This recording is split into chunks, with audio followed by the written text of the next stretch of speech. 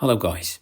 If you want the Get button back instead of that cloud icon in the App Store, here is how.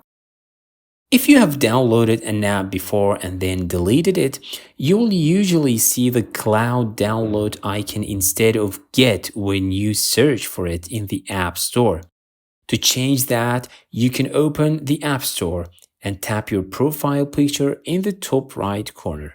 Then go to Apps and Purchase History. Tap your apps, then find the app you want to remove from your purchase history. Now, either swipe left on the app and tap Hide, or tap and hold the app, then tap Hide. That's it. Now, if you search for that app again in the App Store, you will see the Get button instead of the cloud download icon. If you found this helpful, follow for more quick iPhone tips and tricks and share it with your friends. And thanks for watching.